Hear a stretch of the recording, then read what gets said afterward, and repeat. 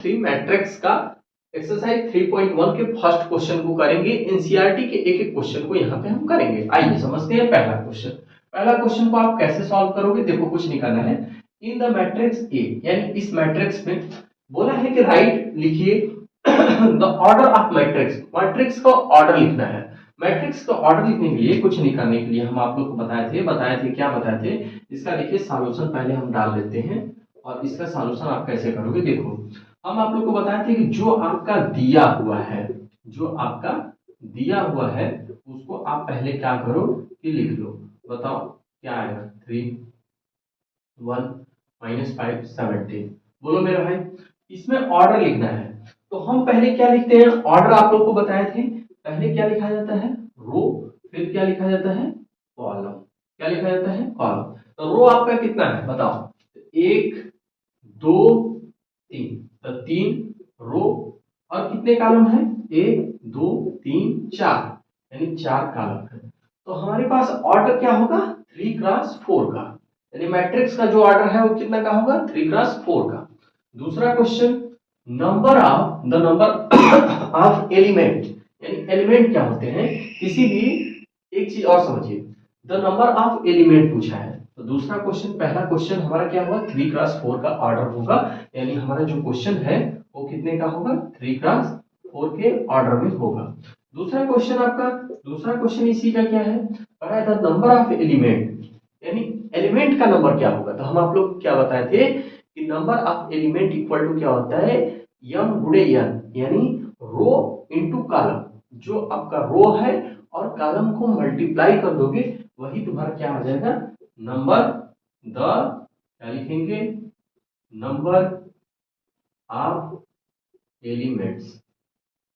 बताओ भाई, m cross n, तो क्या हो गया, 12। तो कितने हैं बताओ, 1 2 3 4 5 6 7 8 9 10 11 12। अब देखिए बोला है इसी में कि right the element A13 A21 A33 A24 और A23। कैसे फाइंड करेंगे, अब देखिए थोड़ा सा इसको इरेज कर दूसरा तक तो कर लिए होंगे, चलिए इसको इरेज करते हैं। अब देखिए हम इसको थोड़ा सा साफ करके लिखेंगे जिससे कि आप लोग को क्लियर यहाँ पे दिखाई दे। देखिए अब जैसे क्या करोगे ना मेरे भाई, पहले इसको लिख लो। तो अब हम पहले इसको लिख लेते हैं तब अच्छे से आप लोग को समझ में आएगा। 2 5 19 -7 और 35 -7 5/2 और फिर 12 रूट में 3 1 -5 70। अब इसको हम एक तरह से और लिखेंगे, कैसे लिखेंगे, पहले अब A11 A22 A33 इस पार्ट में देखो आप कैसे लिखोगे। जैसे इसी को हमें लिखना है तो A11 A फिर 12, ये कितने का, ये 3x4 का हमारा क्या है, मैट्रिक्स है, कितना का, 3x4 का। हम इसमें भी 3x4 का पहले हम लिख लेते हैं, ठीक है। तो A11 A12 और A13 A14, ध्यान से समझिएगा। रो हमारा 3 है, फिर बताइए A21 A22 A23 और A24, फिर A31 A32 A33 और A34, यह भी 3x4 का आपका मैट्रिक्स है।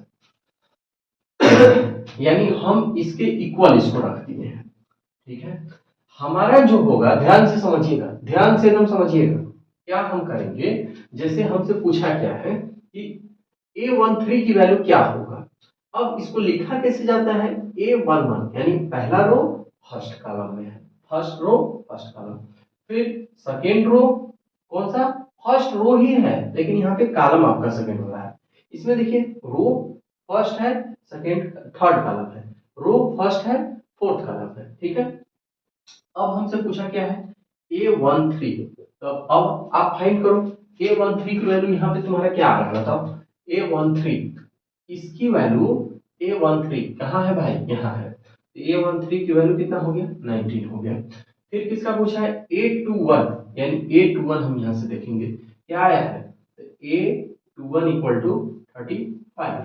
फिर बताओ क्या है, A33 कहाँ है, A33 क्या है, तो A33 तुम्हारा क्या है -5। फिर बताओ A24 क्या है, कहाँ गया भाई, A24 क्या है 12, तो 12 हो गया।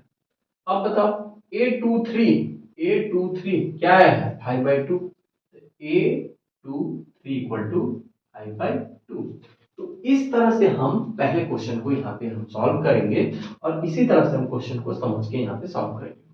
यदि आप लोग को वीडियो अच्छा लगता हो तो प्लीज किरण मैथ क्लासेस से सपोर्ट कीजिए। और एक चीज, हाँ, इससे अपने से छोटे भाई बहन को भी बताइए कि हम 11th क्लास को भी पढ़ाते हैं, 10th क्लास को भी पढ़ाते हैं। वहाँ पे आपके किरण मैथ क्लासेस के पे चैनल पे आपका वीडियो अवेलेबल है। चैनल को ज्यादा से ज्यादा सब्सक्राइब कीजिए, शेयर कीजिए कि और बच्चों का हेल्प हो सके। जो भी आपको प्रॉब्लम हो तो आप मुझे कमेंट बॉक्स में बताइए, जिससे कि हम आपको नेक्स्ट वीडियो में क्या करें उसे हम सुधारने का प्रयास कर सकें। मिलते हैं नेक्स्ट क्लास में, तब तक के लिए ओके बाय।